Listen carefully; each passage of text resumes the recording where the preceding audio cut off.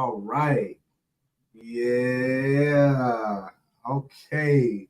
I've been waiting on this for a minute, and I know y'all can probably tell by the big smile on my face. I have the pleasure of having on this show my father. First, let me tell you what this is. This is Kindred Conversations with your man King KD.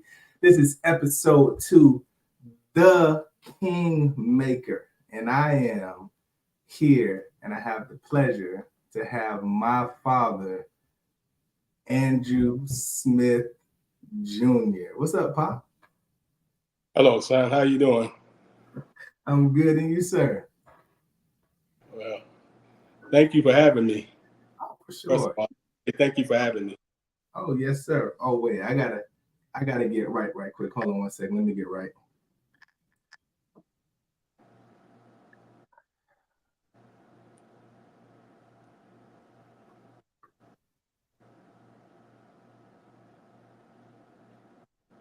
Okay. Okay, Can you that's can you see me? yes, sir. I can see you. All right. Can you see me? No, I can't.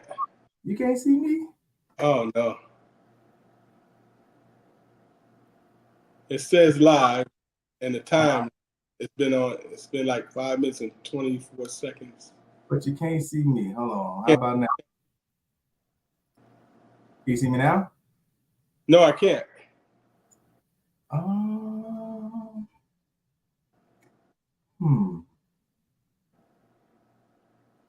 I can see you. I can see both of us. Okay. Uh, what about now? I still can see myself, but not you. Okay, well, move your phone and turn it up regular way then. Let's see if that'll work. Okay. Go that. Still, I don't see anything You don't in, see any? in reference to you. Yeah, I'm on here, but I can't see you. That's weird because I can see both of us. Go back to the side again. Turn it back to the side. Back to the Might side. have Okay. um. yeah,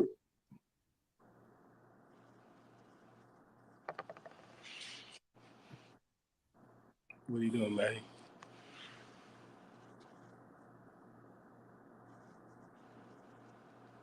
She can see herself, but we can't see you. Do you know It's, me on the camera? it says what now? You know, want us to touch the camera? Yes, man. Hit the camera. Well, that's what I'm saying. See, Nope. I mean, we can see him, but we can't see you. that is.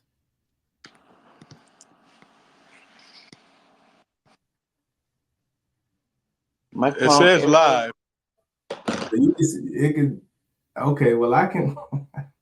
But you can see me earlier, right? I could. Okay, I'm gonna remove you and then click the link that I sent you back. It's already in your text message. Click that again and then come back in. Okay, Okay, so so I'm gonna remove you and then go back in your text message and click the link, and I'll talk to the people to there. okay. Okay.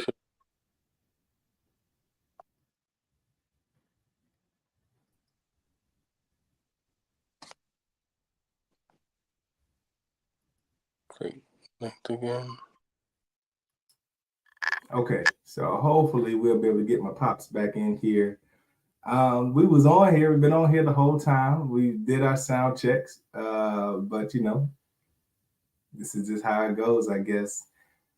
This is episode 2. I'm your man King KD. My dad is from New York. That's just why I have the New York hat on. So hopefully we can get him back in here soon. So that way we can get this thing on and popping. So yeah, we're gonna see what's going on. This is the second week where we get up in here and then the stuff is not going the way it's supposed to go. But you know, growing pains, growing pains. So we're gonna see what's going on and see if we can't get him back in here. Call him on, call my mom on FaceTime, make sure, and she's calling me.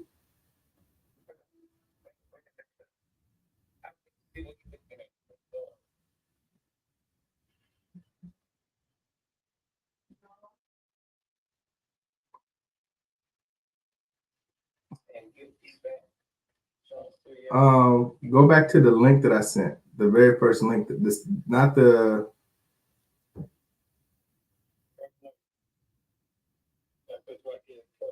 No, sir, not that one.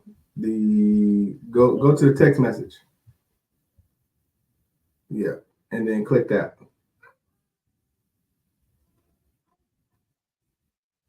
Okay, yeah. Enter studio. You can see me now. Okay, And we on. I'm good as well. Okay, perfect. All right. So what happened? What I had was I didn't have this hat on at first, and I was like, let me get right. I had to make sure I was representing you the way I needed to represent you.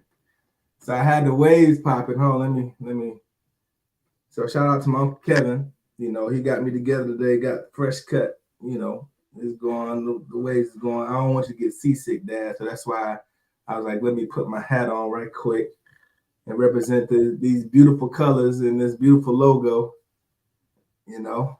So I had to make sure I represented you well. I got you. Yes, sir. Yeah. Friday, this is my dad, man. This is my father. So, Introduce yourself. well, my name is Andrew Smith. I'm the father of my youngest son, Kerry Dominique Smith, who I'm very proud of. For him to even think of me, it was so awesome. I thank God for him every day. He's truly a gift, and he's very talented too. Thanks, Pop. I appreciate you. I appreciate you. So this is none other than the Kingmaker. I had this episode in mind literally years before I even started this show. I wanted him on my podcast, but you know I had to do a little bit of school, knock my school out, and so now I can focus on this and getting this out here. And last week, of course, you all saw Aunt Merritt, Forever 21. And the first thing Aunt said was, "How's your pops doing?" That's literally the first thing. He just had a big old smile, like, "Man, how's your pops doing?" I said, "Man, he doing good." I said, "I'm actually gonna have him on the show next week." He's like, "Yeah, man. Every time your dad see me, every time your dad, even it don't even matter. Your dad always showed love and always spoke to me." I said, "Yeah, that's the kind of man that he is." And so that's really the story of Andrew Smith Jr. around the Columbus, Phoenix City area. Anybody that has met him loves him, and you know he's just very kind and loving to everyone, which is how I got it. Quick story before we get into the nitty gritty. I told my dad this story a little bit earlier this year. One of the fondest stories I have is we were in the BX down on Fort Benning. I couldn't have been more than 8 or 9 years old, and we walking around, and the soldier stops my dad, and then he just starts talking to him, and then the soldier looks down at me. He was like, "Man, your dad, that's a great man." Now that day I probably was on punishment or I got a whooping. I was like, "Man, I don't really know what you're talking about, but you know, if you say so, it probably is what it is." But as I got older and as I became a man, my father's always been a great man, but I also now know what he's speaking on, and that just kind of speaks to the man that you are, and then the man that I strive to be. So here we are, episode 2, the Kingmaker. And I want the people to know you and know who you are. So we're gonna take it back to Monticello, New York. That let me know and let the people know, you know, how you grew up and like what your family life was like. Well, first of all, I was born in Monticello, New York, and that's where I was born and raised. And my mother is Virginia Smith, who's a great woman of God, who I truly love and respect. My my dad is named Andrew, and from Monticello, it's not too much you can really talk about other than it being a village. But the great thing about it, with a village, you know, they always talk about how a village, when you have a village, it helps you out as far. growing up. Yeah. And it was, to me, it was like a family atmosphere because I had all my family there, uncles, aunts, cousins, you know. It's just, it was a place that I will never forget, but I did everything in my power to get out of there. My dreams were, to one day be an NBA basketball player. Of course, that didn't happen. So, Okay. So you wanted to be a basketball player, like, so what was you averaging? You played basketball for high school. So what was you averaging in high school? at high school, I probably was averaging anywhere from 2.8 to 4 points a game. I was always told I was talented, Mm-hmm. but the problem that I had when playing basketball was I was lazy. Gotcha. And a lot of the basketball skills I learned was actually on the playground. I never had the opportunity to go to any camps to enhance my skills. So what I learned pretty much from my cousins, battling day in and day out with them in the summertime, in the wintertime. Yes, I mean the wintertime as well. So, I became a pretty good basketball player. Okay. So the name they gave me was Doc. Doc. Because After who? I love Dr. J.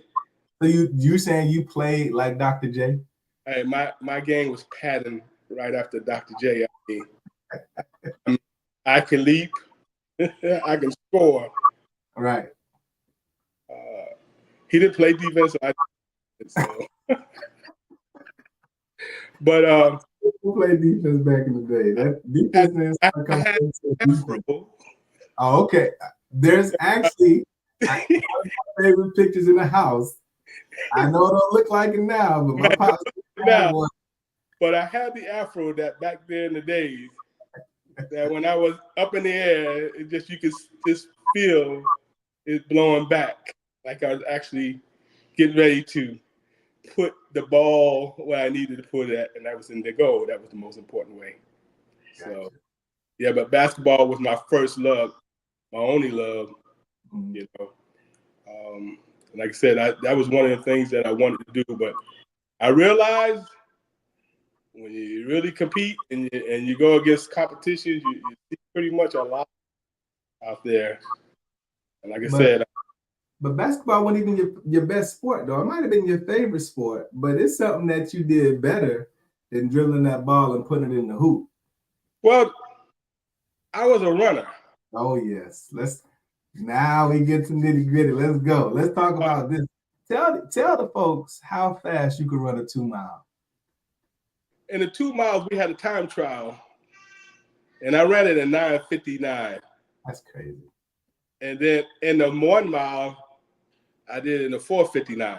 That's crazy. But in the 3 mile run, something that we don't normally do. When I say we, right? Can I say that African American? Well, at least I didn't know. Not African Americans. But right. Anyway, where I was from, there was no such thing as running cross country. So I ran the 3 miles in 16:42. I didn't think anything of it until I realized that, I graduated from high school and I realized that was really something. But I was an excellent runner. And the way I used to train, I used to always run to school. Mm-hmm. When I missed the bus, the school was like 5 miles away, and I would just run. And when I got to school, then that was it. But my best friend named Ron Valerie, he was the one that really got me started running by just coming over. Hey, let's go running. He never had somebody to run with. And I remember when we first started, we ran like 8 miles without stopping. Continued on to 12 because I got bored. And I'm ready to go play basketball again. But that's pretty much how it really started. But if I were to continue to run and train, I could have been up there with the best.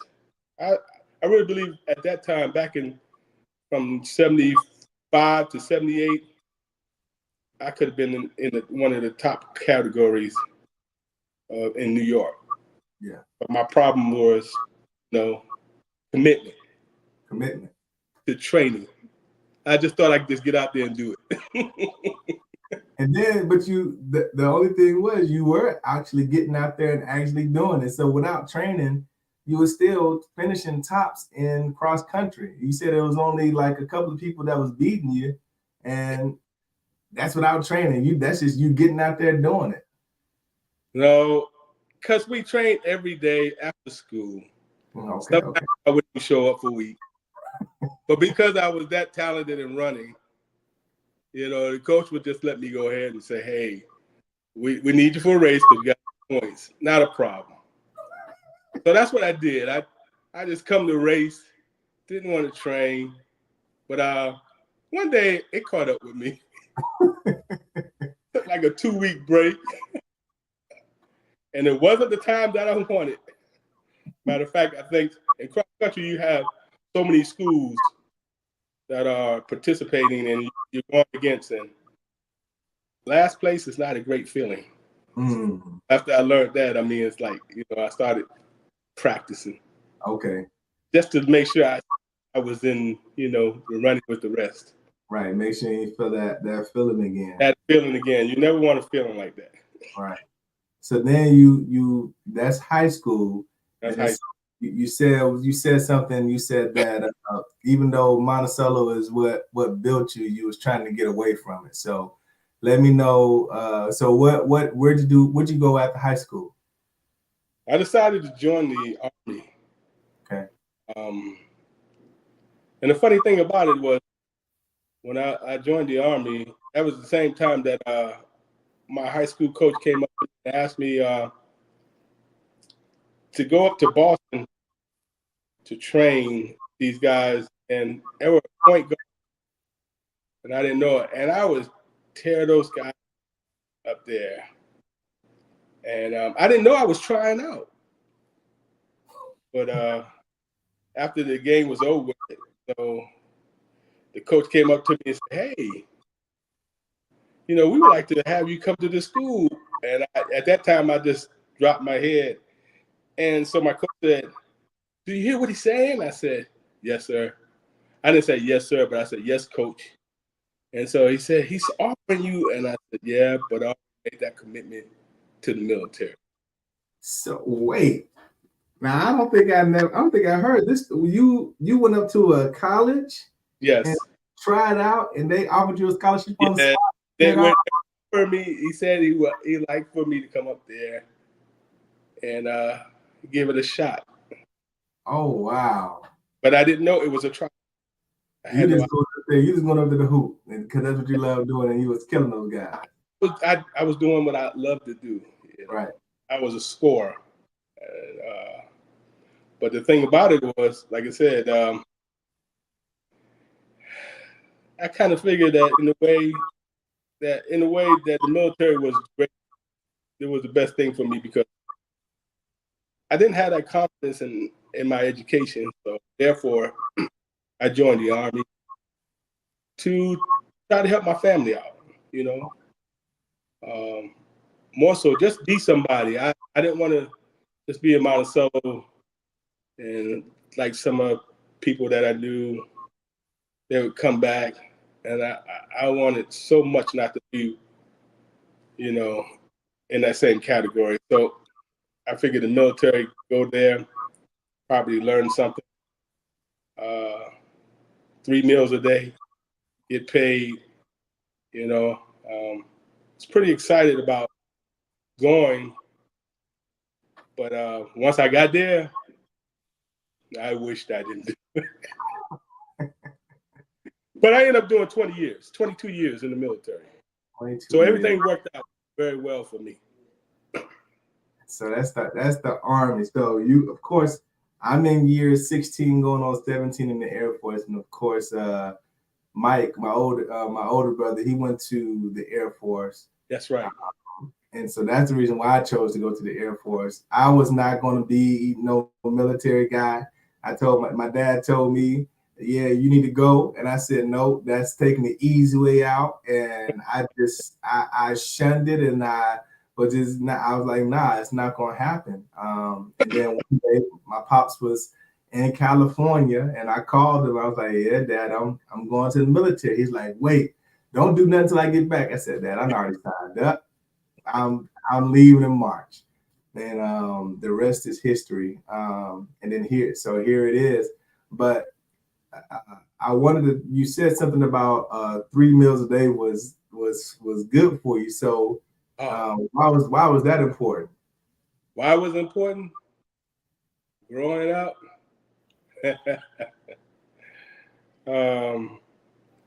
very seldom I saw 3 meals a day. So there was times that we didn't have much, you know, and so why it was so important is when I went in and they told me that you could have breakfast, lunch, and dinner. I was excited because I said 3. Wow. And they said you didn't have to pay for it. And I said, I don't have to pay for it. And they call it, it used to be the doctor, they call it DFAC now. Right. But back then, the food was so good.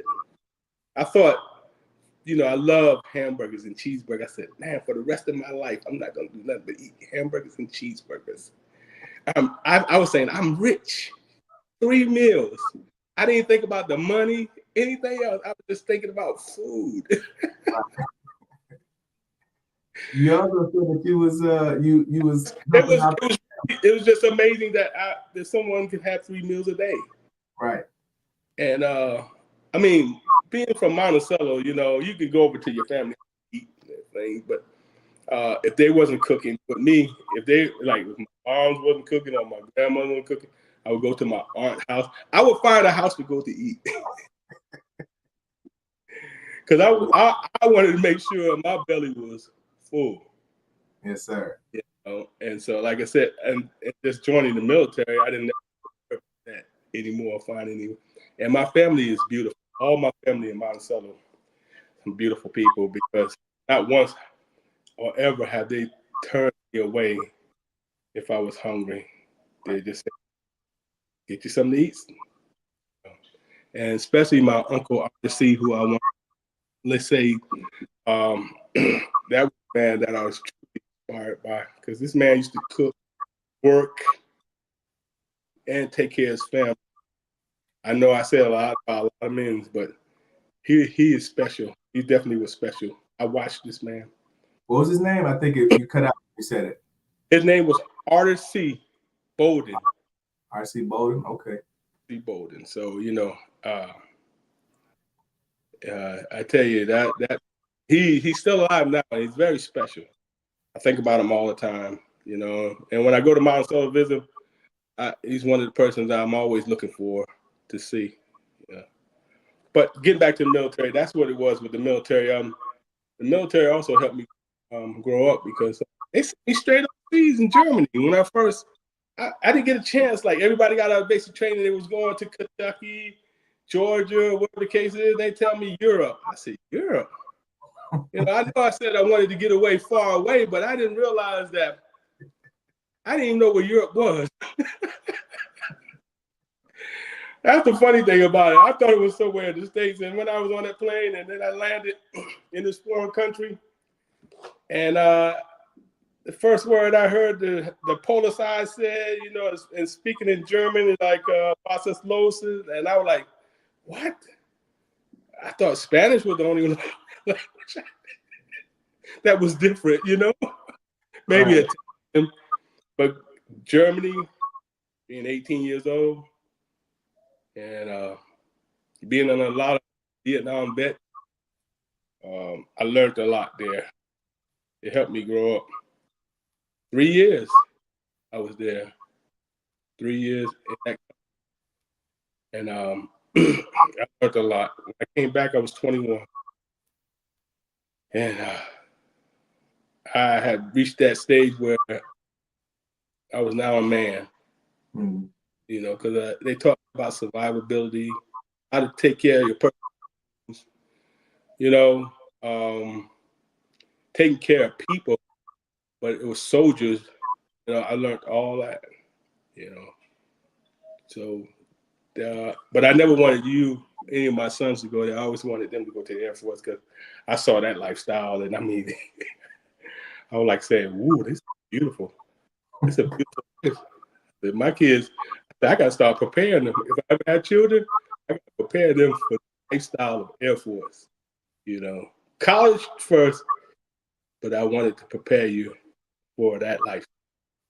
So that's why I kept on messing with you, my reference to make sure, why don't you join? Why don't you join? Why don't you join?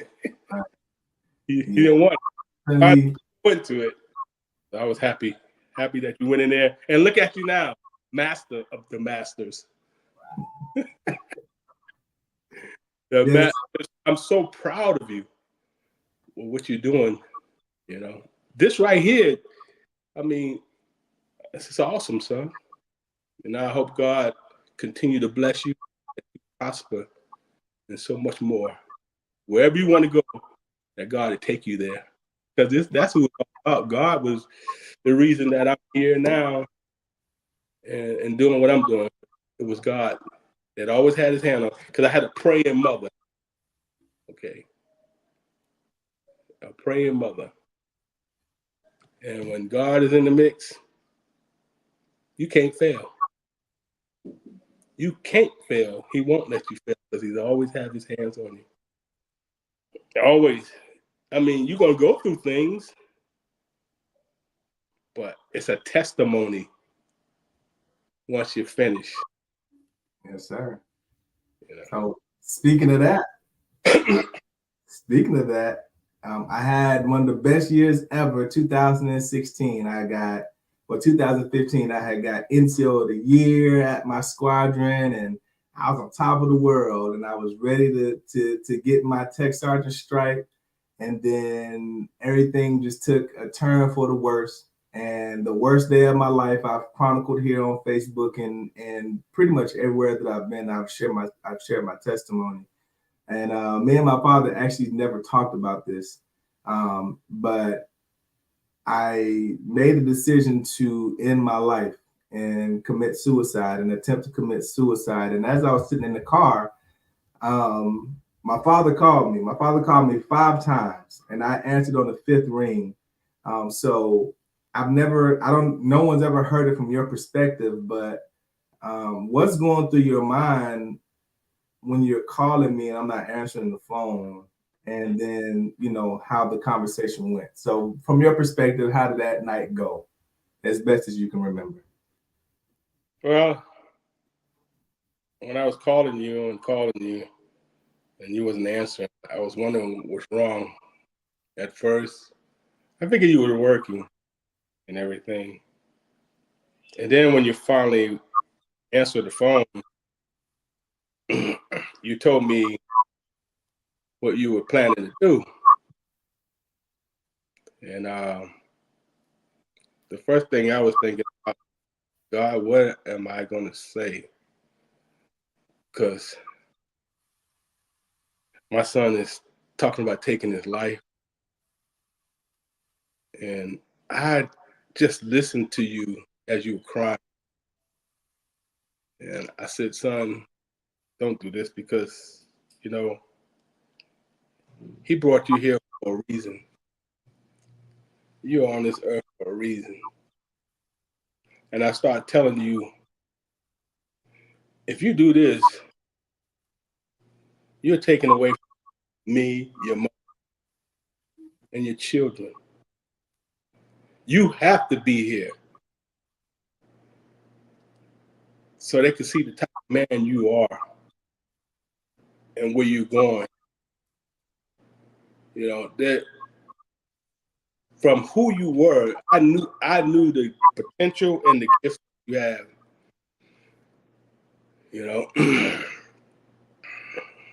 And for me to hear something like that from one of my children was really devastating. But I was also praying at the time too, and God gave me everything to say to you. I can't remember things I did say to you, but I know if it wasn't for God to give it to me, to give to you, you wouldn't be where you're at today. You know? And again, I say you're a man in life, a great father, son, great husband. You know, uh, love people. You know, do anything for. And I'm just thanking God for sparing your life, so everybody else could see what we see. You know? And that's just a beautiful person God created. You're truly going to go even higher and higher, you know, because whatever you do, you always like to share, you know, and you share with others. And you talk about me with my soldiers. I listen to you when you're driving and you enter those gates on post. You're always encouraging the airmen, the Air Force personnel, whoever. You're always encouraging. Yeah, you're encouraging nephews, the nieces. You have their back. Your mom, brothers. You're there for them. You know. So I'm proud of you. You know. I know I keep saying it, but truly, you are very awesome. You're awesome. And I have 3 beautiful sons. All 3 of y'all. I love each and every one of y'all. And it's always you ask me, what, hey, Dad, what can we give you? You don't have to give me nothing. Just take care of your family. And that's what you do. That's the greatest that you can ever give your dad. It's taking care of your, you know. And thank you for being there in my life too. So I just wanted to share that with you. That if you would have left this earth, Dominique, I gave you that reason for a name, Carrie Dominique Smith, because I remember watching. Of course, we go back to basketball. I remember how Dominique Wilkins, for those that don't know, he used to play for the Atlanta Hawks. When he dunked the basketball, it was vicious. So I always said to myself, this is who he is. I mean, he goes after something, he rattles the rim. He shakes it. He lets everybody know he's in the house. So therefore, that's why I gave that name Dominique. And you're so dominant. You know, look at you right now. Look what you're doing. You know, that's special. And I always told you, Stephen A. Smith has nothing on you. But anybody that don't know anything about sports, just watch ESPN. I would love for my son and Stephen A. Smith to go at it because it would be a great challenge. Stephen A. Smith, you ain't got nothing on my son. One day, I'm gonna go see him. The biggest thing that I got from that night at night is what I always tell people. I didn't remember everything else, but I do remember you saying, if I do that, I'm giving my kids permission to do the same thing. And so the next day I made a commitment to myself and to the Lord that, I'm not going to ever, go down that road. And days didn't get easier for sure. But God definitely brought me through and kept me. And then, of course, you and mommy are always on the other side of the phone when I need someone to talk to. And then also, as far as the boys, you also adopted G Money also. So he also calls you dad. So I wanted to make sure I said that out loud too, because you him speak about you often. 4. They're the Fantastic 4. G Money, Yes. Love you, boy. Yes, sir. So that was the big thing. I wanted people to kind of hear that story from your perspective, because again, I never knew. But again, being here being on this side of the earth, I'm definitely thankful and grateful that God spared me and changed my life around in the sense of my thought process to want to be here and be a part of everything because of the things that we've been able to accomplish together. This last summer was the first time we was all vacationing down in Florida. Of course, we was missing Drew. He had prior engagements as far as for the military because of course he wanted to do what you did, which is go to the Army instead of come to the good side and come to the Air Force. But everybody else was there, and it's the first time I had all of my kids together, and it's something that I cherish. I actually still have the pictures on the camera that I took that I got to get off so I can send to the family. But I made sure I told you, like, listen, when we go to these things, you got to be there. You got to be in the midst. And I was so happy that you decided to come because, the stuff that you've been through, having to be on the road for a little while definitely takes a toll on your body. But you made a commitment and you did it. So the next thing is coming up to DC to see your boy, you know what I'm saying, and hang out and go see the monument and all that good stuff. So 2024, I need to write that on your itinerary to get to DC so I can show you the crib and show you DIA. But Yankees, I want to know your favorite Yankee of all time. My favorite Yankee of all times, I had a lot of them, but over the years, it has to be Mario Rivera, who's a relief pitcher for the Yankees.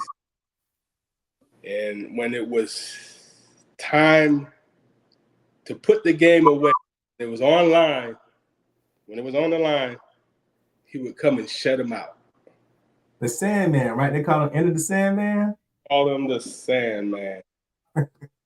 He's awesome.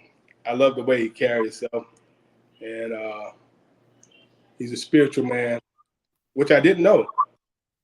I should have known because he just came out there and did his job. Of course, the Yankees are my favorite team. Right. But, before I go any further, son, can I just do a shout out on somebody real quick? For sure. Who I've been married to for 40 years. If it wasn't for her, I wouldn't have known how to be a dad.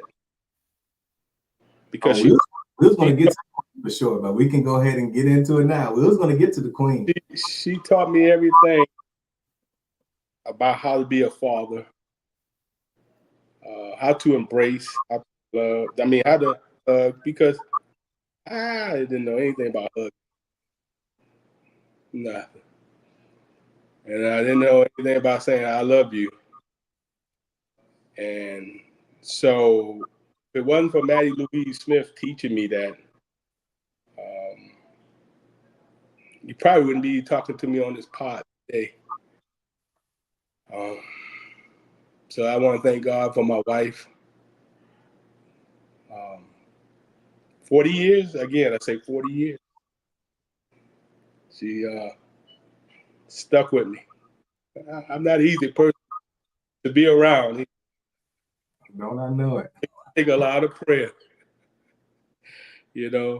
But and still today, God's still working on me. But like I said, I just want to make sure the mother of my children, who God gave me, her, and blessed us with 3 awesome sons that I couldn't ask for anything else better. I mean, I see what's out there, and I just say I'm blessed. But they say favor ain't fair. I thank God for Lady Louise Smith. Again, she taught me the most valuable thing, that was love. Putting my arms around you guys and just and now when you guys, my sons have embraced me, it's the greatest feeling in the world. Most people, I look at them, they just tell me, your son still hugs. Yeah, and it feels great. It's a great feeling, You know, you just don't hug them when they're kids. You continue to hug them to your last breath. Right. You know, so yeah, Shout I just out, Mom. She's usually the ones on my post. The first one on my post. That's Maddie Smith on Facebook. So you all have seen her at one point or another, either on my post on Mother's Day. I always make sure I shout her out on her birthday. She's definitely a kingmaker. Also, her episode is going to be coming up a little bit later on in the year, and then we're going to get one with both of them. My plans are to have everybody on, but of course, there's some logistical things that we gotta iron out before we can make that thing happen. But God willing, we'll be able to make that episode happen here soon with the Kings and you and Mommy, and maybe even get some of these grandkids on here too. But yes, sir, Mommy definitely is the prayer warrior. Taught us how to pray. While my father was away in the military, she was holding us down. I don't ever remember a daycare. I don't ever remember anyone else taking care of us. I just remember being with my mom and then being in school. Never saw the inside of a daycare or after school program, none of that. And truth be told, she had a career. She was in the military, and then she was a physical therapist technician, and then she worked at TSIS. So it wasn't like she was just sitting at home.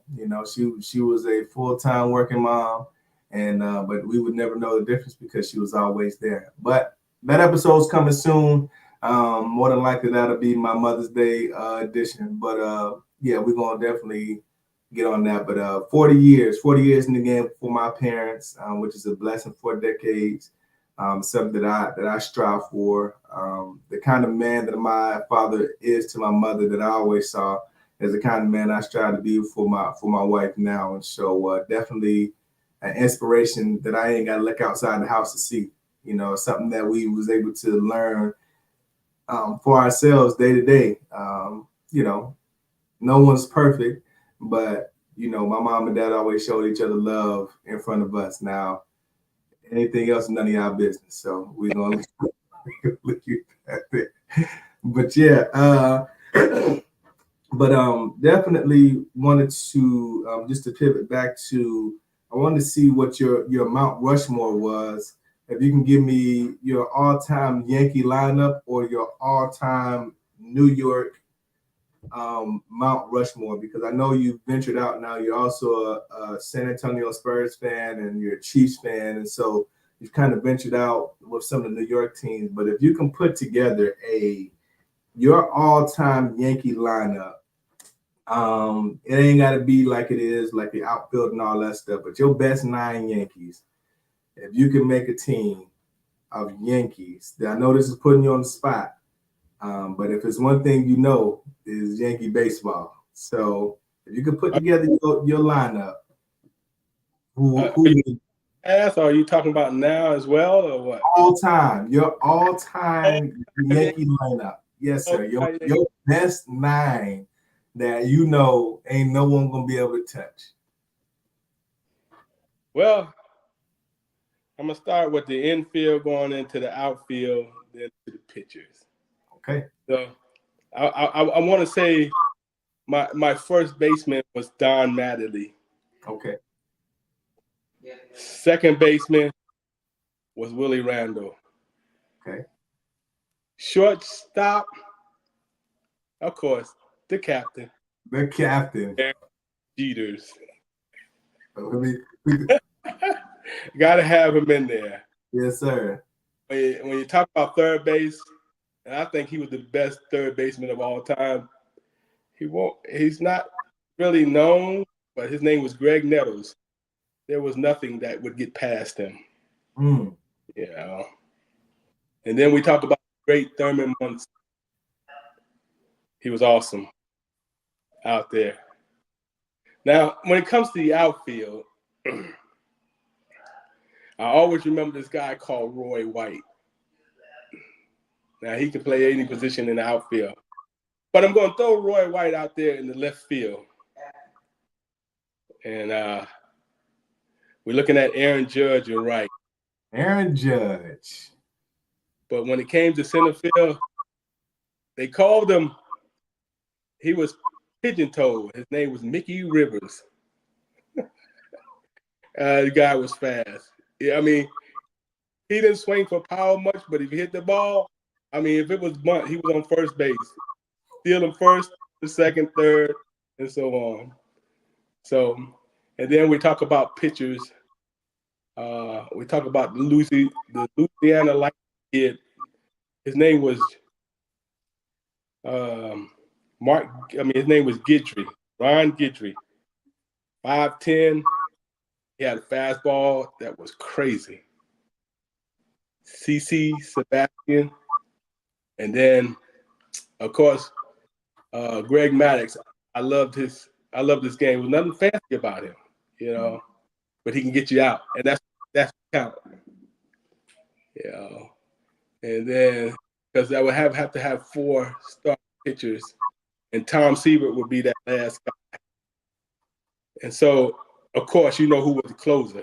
Of course, the Sandman. The Sandman. But to make all that possible, I would have to have an owner like George, because he didn't care. You know, he always spent money. He made sure the house was right. Right. Every time he won the championship, he went and got the best, you know. And you come off the bench, you have Reggie Jackson, Dave Winfield, you know, guys of that. But yeah, those are my all-time Yankees favorite. Did I hear? You know, New York. Did I hear a catcher in there? Did you Thurman? Oh, Thurman Munson. Okay. Thurman Munson was a bad boy. He was like Johnny Bench, you know, bad. Number 15. He was awesome. Definitely a great ball player. Yeah, but the foundation would have never came together without George, though. Right. You know, so I want to make sure everybody knows George built the house. Right. House that George built. You know, like Jerry Jones with the Cowboys. Right. The most recognized franchise in the world. It's the Cowboys, Yankees. The Cowboys, you know. What can I say? We have so much in common. Colors. Right. So an owner that'll do anything to win. Yeah, on anything, you know, no matter what anybody says. Don't matter. And that's just how I am with my family. I do anything to take care of my family. That's the way I look at it. As far as them, they take care of their family. I take care of my family. And tell Aunt Mary I say hello as well. If you don't, hey, I can't see who is viewing. Yeah. If you viewing, go ahead and throw something in the chat. Let us know that you're watching. Jarrell McCoy that went to church. He said that you're a good man. You remember Jarrell McCoy? Yeah, I remember too. Love you, bro. Love you, son. He said that you're a good man. So yeah, there's 3 people watching, 2 people watching. So yeah, if you in there, go ahead. Don't be afraid to say hello. Aunt Beulah, who she's always talking about you. Auntie Beulah. I love you. Hopefully she'll be able to see this Right.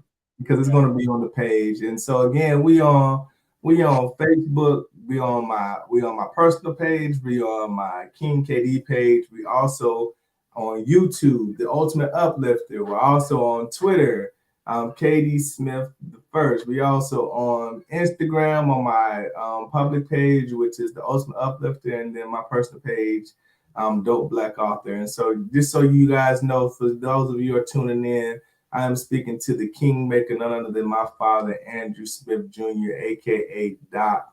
And we just been here talking about some things. We went through his military career. We talked about where he grew up. We went back to that night where I had made the decision to end my life, but he intervened with the help of the Lord. And then we just got his dream lineup of the Yankees. And so now I want to go to what's happening with you now and what you got going on in the future. So you went from fatherhood to grandfatherhood. And so I feel like now you're ushering in the new school. And I tell you, Mama, this all the time. Every kid that y'all touched, every one of them has gone through Britt David, which is the magnet school here, and every single one of them are just thriving. You know, not without their own flaws and situations. However, they all know that they love their grandma and their papa. So tell me about the difference between being a father and the grandfather, if there is a difference. First, I give glory to God because without you, there wouldn't be any grandkids. Grandkids are beautiful. I love all my grandkids, you know, and I thank God for them. And God, we pray for our children every day. My wife, um, that they will also, whatever their destination is, that they put God first in education. So we line it up as God, education, and body, you know.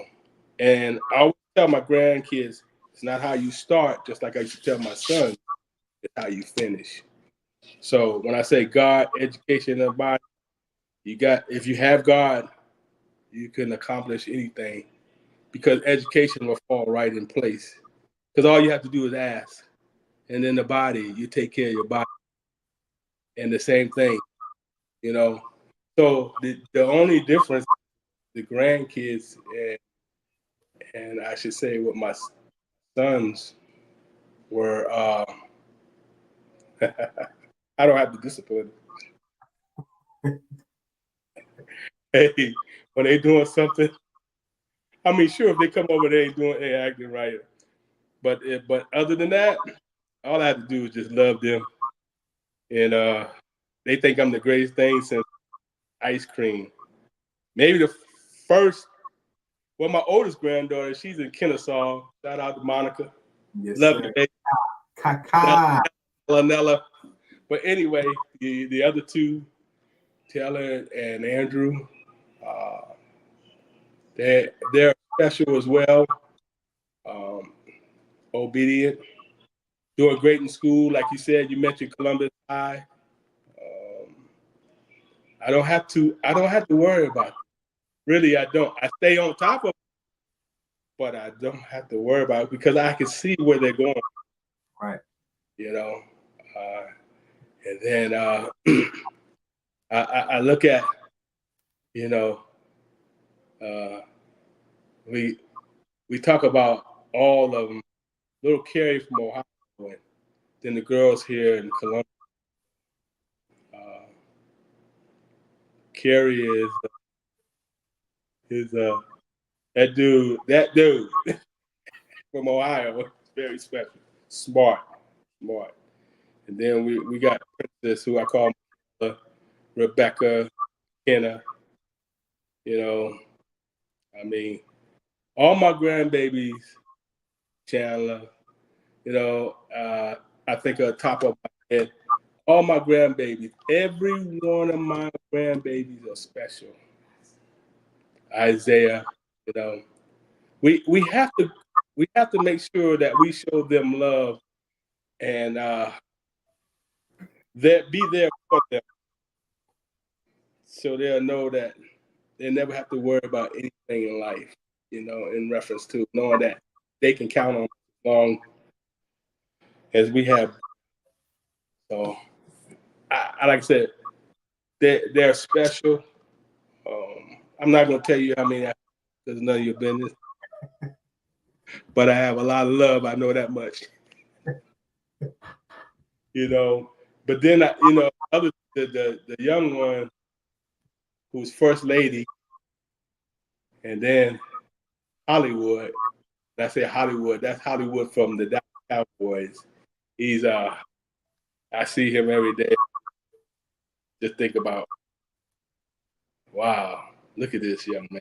And then the girl got her, you know, yes. They know they loved. They know they're being taken care of, you know? And that's what strength is all about, you know, confidence. All that comes because it's the parents that God assigned them to. And like I said, God has given each one of my kids, my grandkids, great family members that are going to take care of them and lead them in the right direction. And you know what I love about that? We do it as a group, as a whole. So no one's left behind, as they would say. No one left behind. No one. Who? No one's left behind. Not if they're in our family. So that's what I have to say on that one. In reference to that. Yeah, I alluded to Joshua last week, Andrew the fourth. I was telling Ann about him, that he's up and coming.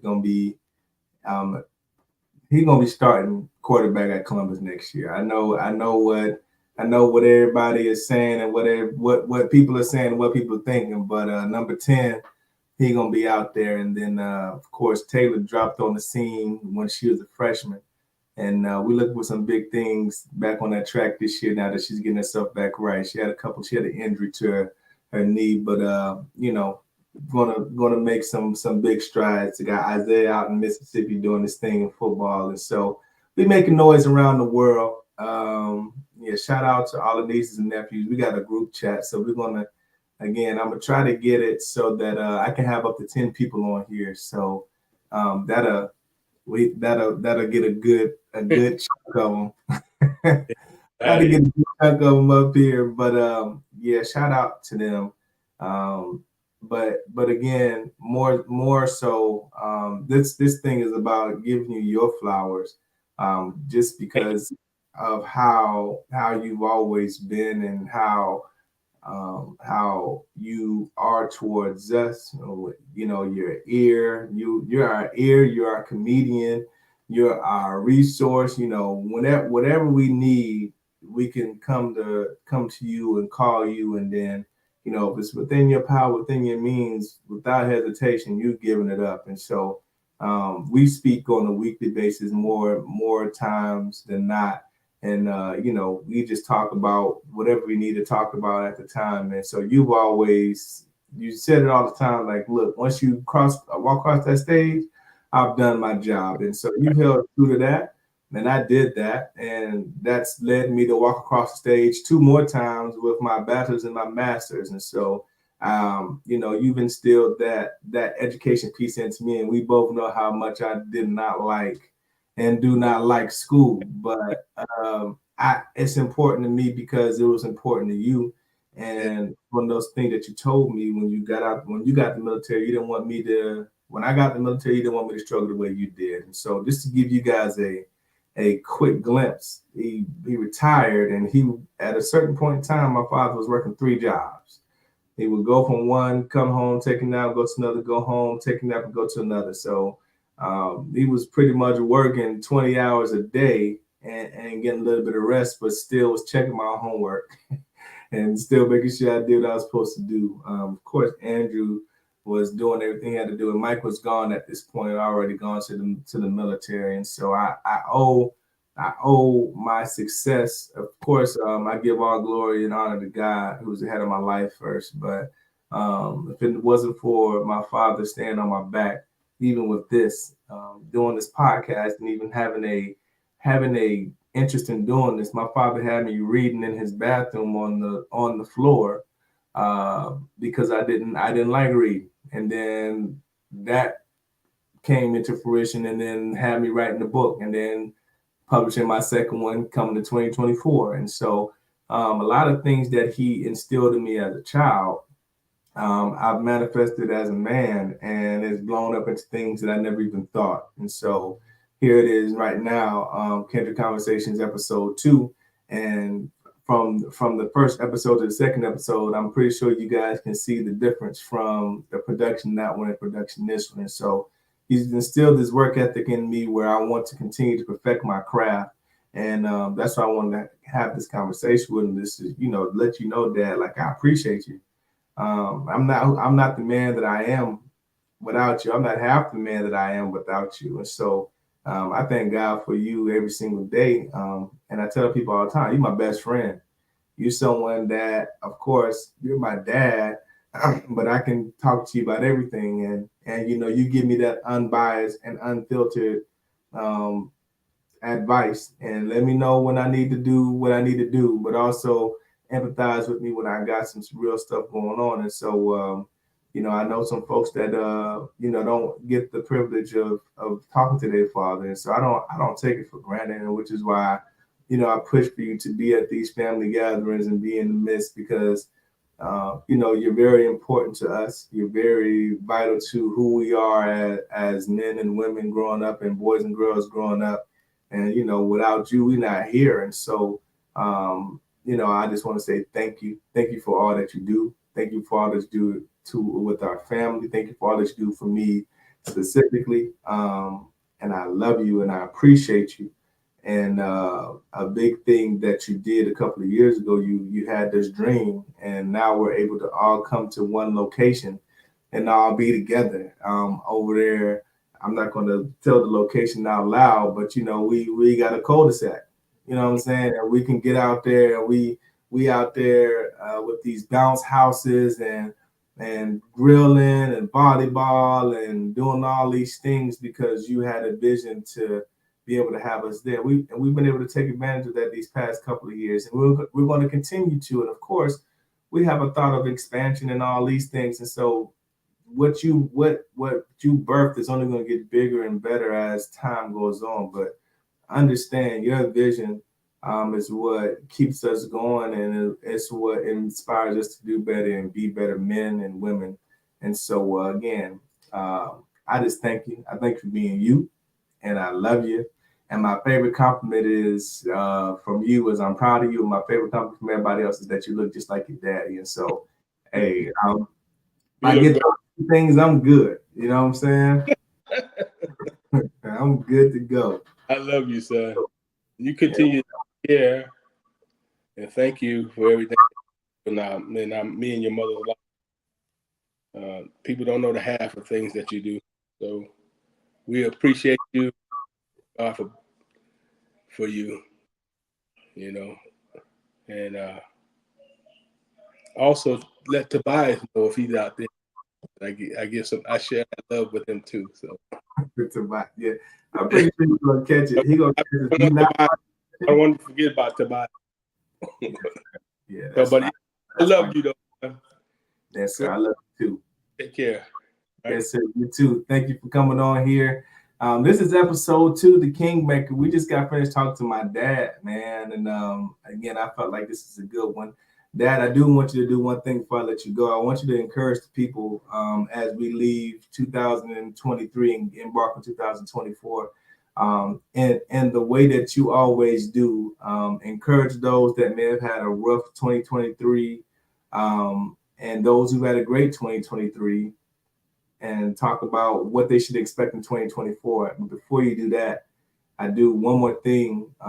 I was able to hit a milestone this year and make E7, and that's what my dad retired as an E7. So that was a very big point in my life, and that's the biggest accomplishment thus far for me, is to equal my father in something, and it's the military. But I hold that in high regard, that there's a space in this life where I can say, you know what, me and my father are equal. And so as young men and as boys, you grow up trying to be like your father.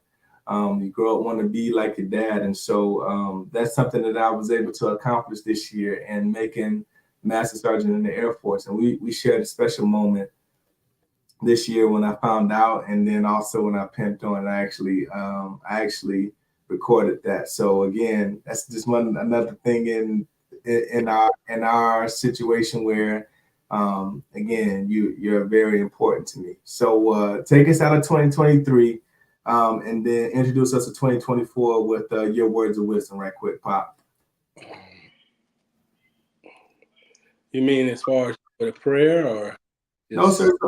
Yes, sir. I want you to pray to take us out, but I want you to encourage those who's had 2023 bad ones, and then expect in 2024. Give them your wisdom. The best advice that I can give everyone out there is to trust God. Not man, not woman, but God. He would never fail you, and he would never leave you. He will never forsake you. You put him first, no matter what is going on in your life. You put him first.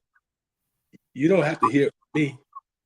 You say to him, I give it over. Let go and let God do it. And you will see for yourself. And then you'll come tell me about it. Because God is, but also have love in your heart. Continue to forgive. And just like I said, put God first. And just watch how things will turn around for you. But you have to do the first. We're in a time now that we need to trust someone. And again, God will never fail you. He will never fail you. When you're all by yourself and you think you don't have anybody else to talk to but God, just think about that. And then I want to just say a prayer to everyone as far as 2024 that is coming. 23, whatever you went through, the Lord allow you to see 24. When you wake up that morning, say thank you for allowing you to see another day, and that he will continue to cover you and protect you in whatever it is. Trust, trust, trust.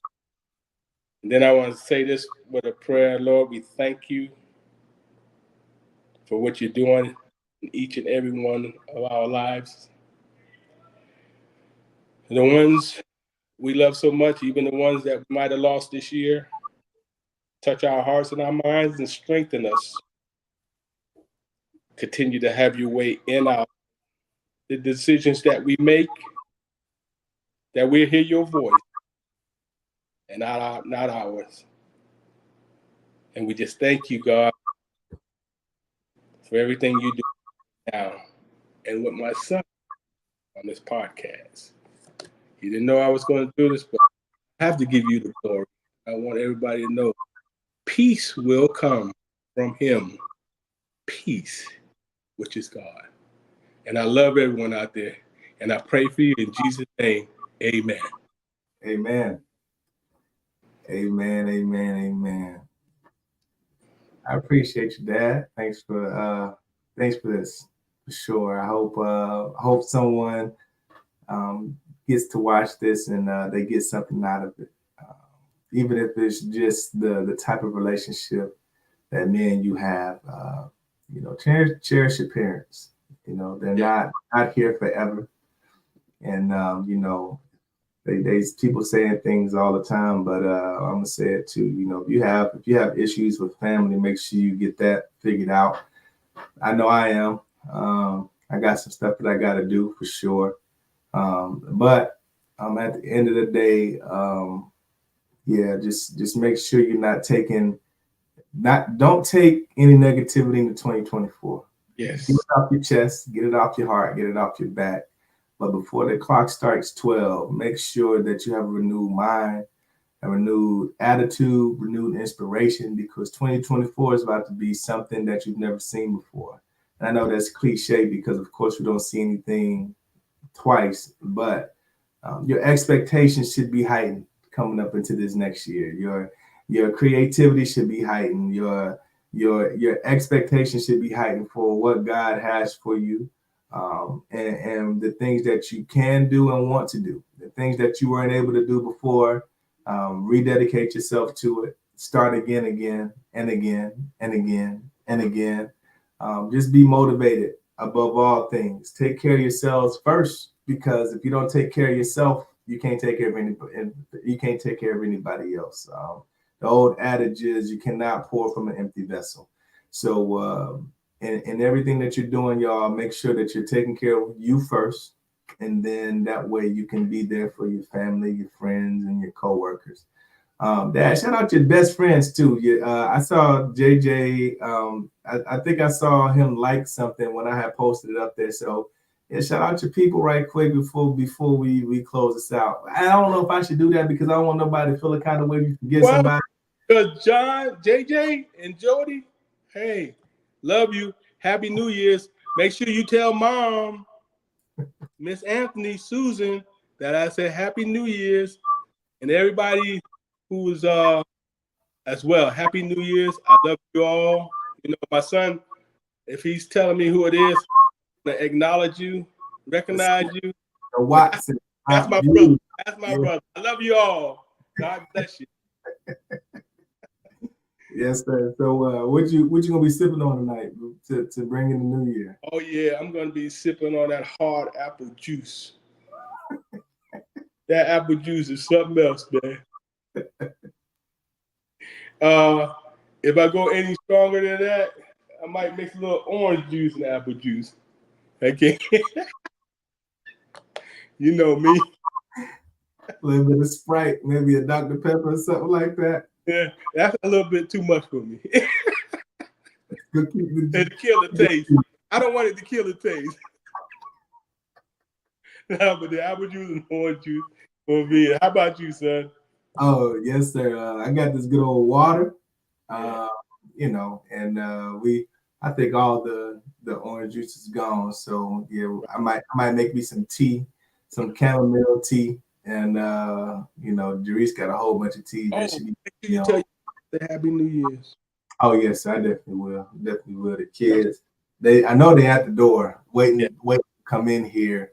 Because I've been in here, so they waiting. But yeah, that's me a blessing for sure. And So they're gonna show you with love. That's how they do. They like you used to bust out and run and catch and jump on me when you were little. I see that with the little ones. yes, sir. Even Leo be there. Leo coming in. Yes, sir. Just to give you guys a heads up of what's coming up here in these next couple of weeks, we got Dante's Inferno that's going to be coming up. We got Blacksmith that's coming up. There's going to be a conversation that I'm going to have with my best friend. And so you need to look up for that here in January and February. And then as things come up, you know, I'll push it out there, man. But like I told y'all, this time I'm going to be consistent. This is Kindred Conversations with your man, King KD. And we just got finished talking to the Kingmaker, a.k.a. my father, a.k.a. Dad, a.k.a. Pops, a.k.a. Doc. We are going to let y'all get back to y'all lives, depending on when you see this. Happy New Year. If you're watching this live, I hope you be safe tonight. Make sure that you make good decisions. Make sure you get to spending time with your friends and your family. Make sure you call somebody and let them know how much you love them and you care for them. Tomorrow is not promised. But I hope to see you guys on the other side of 2024 because we got a whole lot of things in store for you then. But until then, I want you guys, again, be safe, be merry, be happy, be healthy. Get your resolutions ready, get your vision boards ready, everything that you got going into 2024, make sure you got that stuff ready. But if you ain't got none of that, you got your life, health, and your strength, and you need to go ahead and pursue that happiness. So we are going to sign out. This is your man, King KD, and Drew, Doc. I love you all. we're going to see you guys soon. Peace. Peace. All right.